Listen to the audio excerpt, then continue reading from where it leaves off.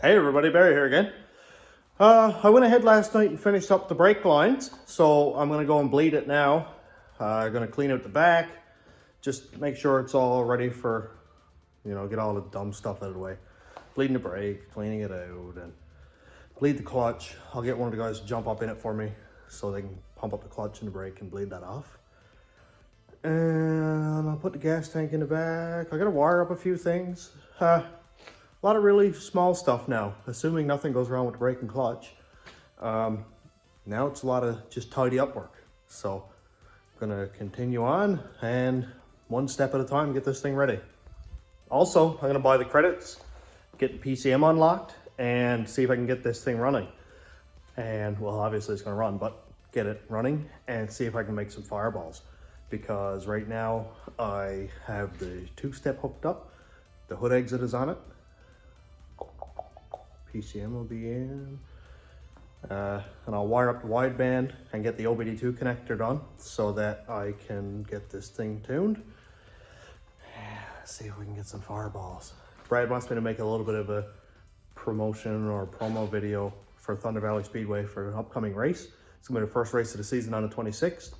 Plus there's burnout competition. So anybody who wants to enter that, it's at Thunder Valley Speedway, June 26th on Saturday. Contact Amy Brad Melendi or TV Speedway NL on Facebook, and they'll give you details.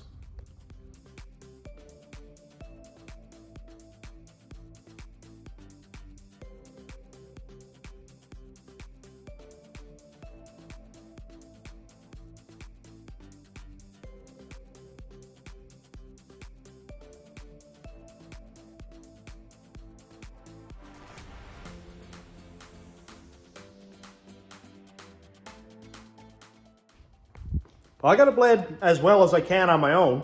What I normally do when I'm by myself is just fill the brake fluid completely full, like right up to the lead, because you know you're going to evacuate some of the fluid anyway. Put 4 containers down, one under each wheel, so you don't get brake fluid all over the floor. Crack the farthest away bleed screw until you get a steady stream of fluid. Then go to the next closest, which will be the left rear. The next closest, which will be the right front, and then the actual closest to the master cylinder, the left front. And do that several times. And usually I'll just get up and pump the pedal down just to compress what fluid and air is in there. That way, when I go around and do it again, then I'll get some more air. It's not perfect, but when I'm here by myself, that's the best I can get until I can get Cass to jump up for me, pump the pedal up, and get that last bit of air out. But this really helps. You'll get at least a bit of pedal anyway, so I can move it around the shop kind of thing. I think right now, I'm gonna go grab the PCM, get that hooked up, get the OBD2 connector wired up, get it running. I just went up to the house and grabbed my PCM. This is this bad boy here. It's the 0411 PCM, came out of the Cadillac actually. Cadillac has the rat rod PCM in it. And the Caravan's gonna have, anyway. I also grabbed this here, OBD2 connector off my old Chevy truck that I got for scrap. And I'm gonna put that in this one. Obviously, the Caravan has its own OBD2 connector, but I'm not gonna mess up any of the wiring on the van. Just in case, I don't know, maybe I wanna unlock the van PCM and mess with that, I don't know. So, yeah, I'm just gonna go wire this one in. It's only a couple of wires, no big deal. And get the PCM plugged in. Do the fuel pump. I gotta go grab the gas tank after. Put that in the back. And also just a bunch of wiring stuff today. I got the back of the van cleaned out, so it's gonna be a lot easier for me to work on it without just stuff being in the way. So let's get some wiring done.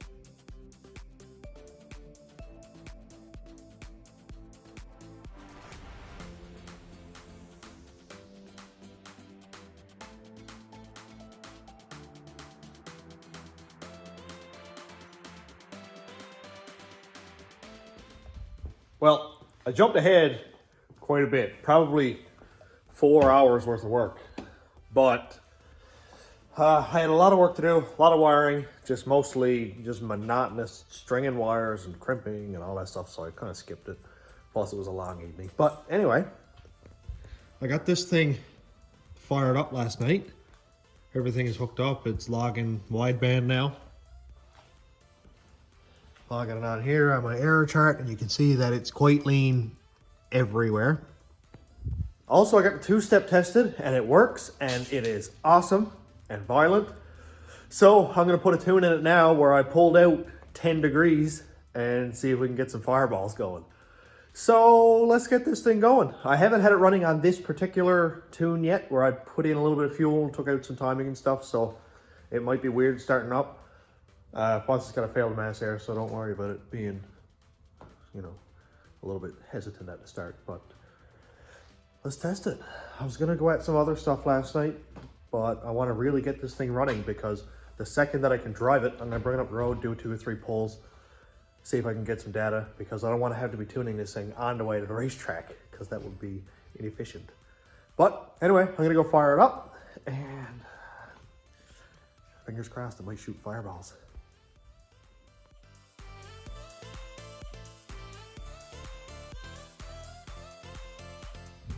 I forgot to get gas, and I don't have a debit card on me, but I have $5. That should be enough to fire this thing up for like 10 seconds. All right, I got the fan on, so it's probably gonna be a little bit loud. No louder than this.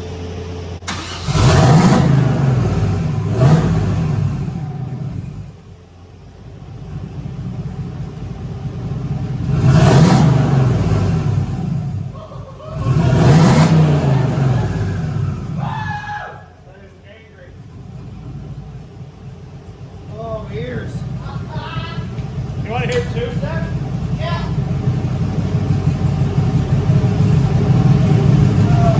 Ready? Yeah.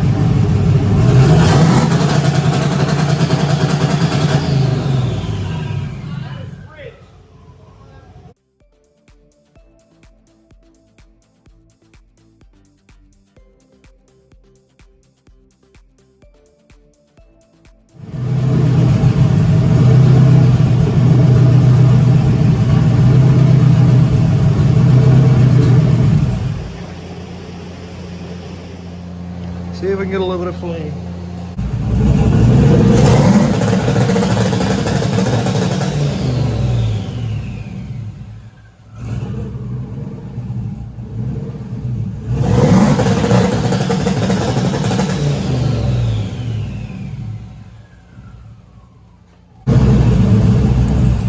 If you saw the VE table, you'd throw up.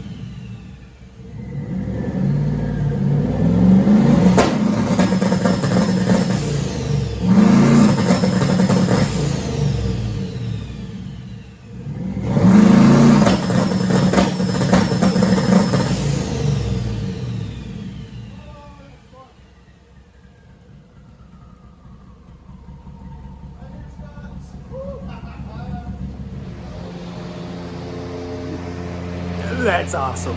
And Craig just came back and was like, okay, that's enough for today. We have customers. Sorry. Yeah, definitely got a thumbnail for this video. Well, that was totally insane.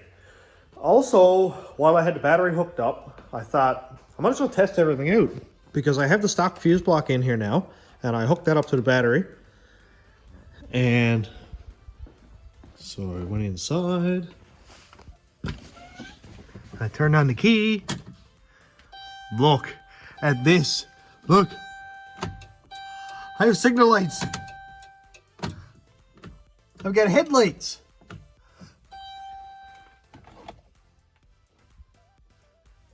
And the heat works. Sometimes. There it is. And the blower motor works. Everything.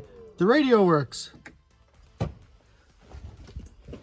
I couldn't find the PCM, and I was terrified because I was like, what if the PCM controls all this with the body control module integrated or something? So, like, that's wicked. It does everything it needs to do. I won't have a speedometer right now, but I can hook up the HP tuners, have it hooked up to the rear wheels, or sorry, the wheel speed sensor that's in the transmission for the speedometer, and run the HP tuner speedometer all the time, which I did in Rat Rod, was no issue.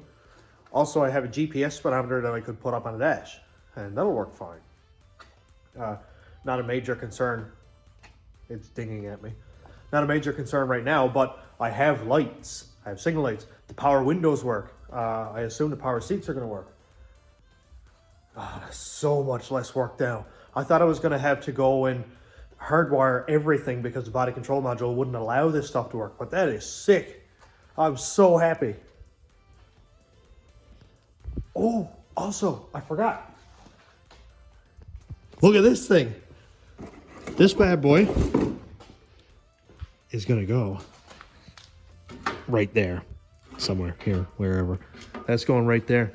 Mainly because I'm kind of nervous that this fan, while it is big, I think it's like 18 inches diameter.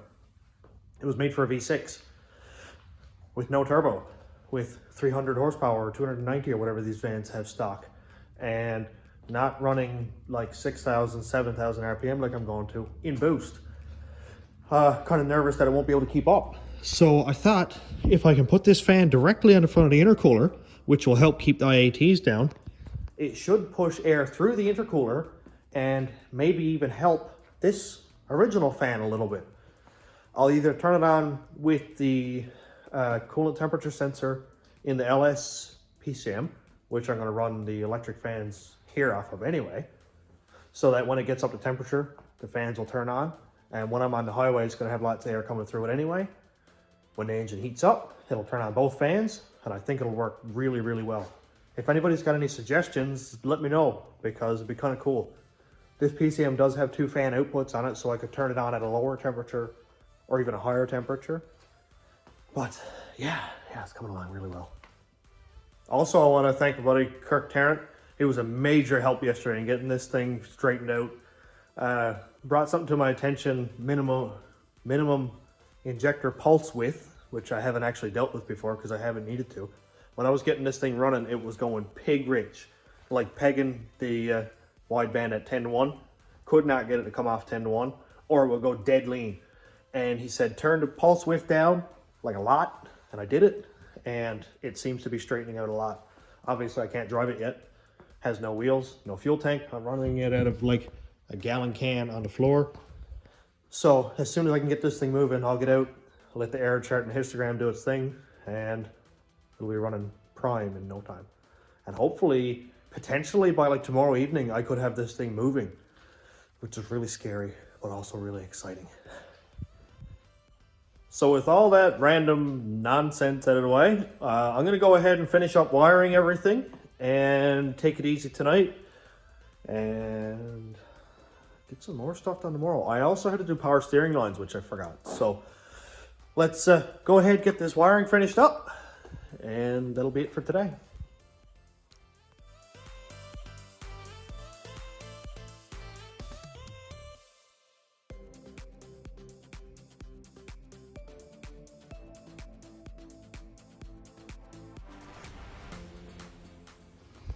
I got a little bit more wiring done.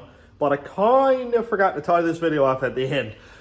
So it's the next day, I'm at work, nice clothes, not gonna be under the vehicle crawling around. So I'm gonna finish this one up here. I got a lot of work left to do. This was kind of a tangly video. I did a lot of random stuff. Got the van running, shot a couple fireballs, exciting. So hopefully in the next one, you may see me drive this thing down the road, which is kind of scary, but awesome. So I'm gonna finish her off here. Thanks for watching, everybody. Have a good day.